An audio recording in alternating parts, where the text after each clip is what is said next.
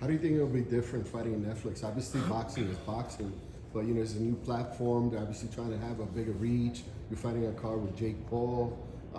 Outside of the fight itself, what are you expecting the rest of that to be like? The lead up to it and the promotions and whatever else. Shit, honestly, I'm asking the same questions. Okay. I have fought with PBC since like early in my career, and I've always been with them. So this is the first time I've even fought on a different like a different network, a different promotional company. Yeah, so I'm very curious also, because I know it's I mean the main event is like Jake Paul and Mike Tyson. It's kind of out of the ordinary. So I'm asking a lot of the same questions. Well, okay. No, I was just gonna say again, boxing is boxing, but we're seeing so many different things happen. I was at the UFC when they did at the Spear, and they had this whole light works and attractions to it. Here you got Mike Tyson, like you mentioned, Jake Paul, new platform, new people. Do you even care about any of that? I mean, obviously your fight is the most important thing, but do you pay attention to any? Are you interested, or are you hoping for something that will elevate your career even more because you're fighting on Netflix? Yeah, I think just that exposure. But I feel like aside from that, there's not too much that I'm concerned with. Taking this just as another fight. Just doing what I always do. I'm just focused on Abel Ramos. Not really focus on everything else that comes with it. So yeah, just making sure I'm looking sharp. I'm on top of everything during camp. For November 15th. Yeah, I know you just mentioned you're not really interested in everything surrounding it, and you have a world title fight to prepare for. That's gonna take up all your focus. But what do you think of just like America's fascination with that main event? Why does America care so much that a nearly 60-year-old retired fighter is fighting some influencer guy who's kind of famous for being famous? Like, I think I don't know. I feel like it's kind of like a weird, like we're in a weird stage for like boxing right now. I mean, like boxing isn't it's not on Showtime anymore. It's not on HBO. Now it's going to all these streaming platforms, and I'm really grateful for the opportunity to be part of like now boxing going to Netflix, being a brown Mexican and Mexican kid with native roots from San Antonio. It's a huge opportunity. So that's what I'm taking it as. Like who knows where boxing is going to continue to move, but like nobody can deny the I guess the amount of people that that this fight is gonna reach, and to be one of the most exciting fights on this card, is something that I'm looking forward to. Is it safe to say that you were on Canelo's undercard, you fought Ugas, then you had the big fight with Tank.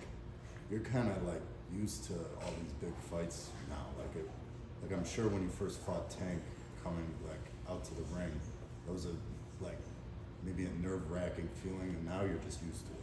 Yeah, that one was fucking crazy. Yeah. Yeah, if you were at that Tank fight, the atmosphere was fucking wild. It was something though. I feel like I'm getting a lot more used to it now. I kind of never thought I would, but yeah, it's I take it for what it is. It's a blessing regardless. To be on those stages, those platforms. And just being able to do, what I have always loved, boxing has provided me, with the lifestyle. It has, paid me back, for all those years I put into it. What do you think of? We don't know if it's still going to actually come off, but Tank's fight with Roach and some of the fans feeling like, hey, Tank is so talented, we want to see him against a higher level of competition. Maybe guys, at 140 or whatever, or the top 35s. Yeah. I don't know, I always say at the time, fuck boxing fans. Everyone's always, so opinionated, it doesn't matter. Boxing fans are just like so hard to please, it doesn't matter who you fight. All that matters is, Tank is doing his thing.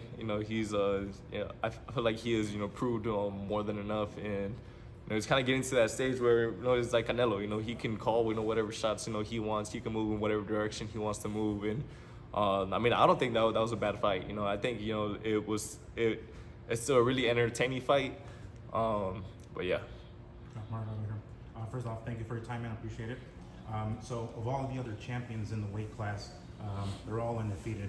Who would you say that you would want to take that O from the most? I mean, each of them. I mean, they're all current champions, you know, for a reason. They all, you know, have something that, you know, that I want. You know, they all have, you know, one of the other world titles.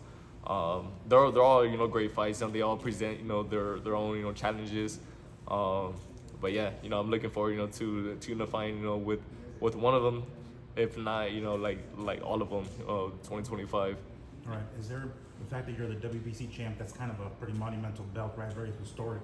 Is there a certain pride that you have being not just a WBC champion, but a WBC welterweight champion, which is history of you know big names? Is there a certain like maybe added pressure that you have on yourself to carry that belt? A little bit. I think, you know, I just, you know, try to like not to like focus so much on, you know, I guess just like not to focus on that so much. You know, I just, you know, I do what I do, you know, great, and you know, to come in here, you know, I grind, you know, I stay quiet, I just stay working, and you know, then you know, and then you know, these big opportunities, you know, kind of these doors are opening, you know, by themselves now, and I'm just, you know, I'm very grateful, and I'm just gonna, you know, continue on, you know, doing what I have always done. And one last one, sorry. You're from San Antonio, right? Why do you hate the Dallas Cowboys? I was just never a Cowboys fan. Yeah, yeah. Fair enough. You mentioned Real quick, talk about fighting in your home state of Texas. Yeah. You're gonna have a lot of fans from your home state. Yeah, I'm stoked. I mean, I might not be a Dallas fan, but you know, I'm still like really excited, you know, to fight, you know, in that stadium and arena.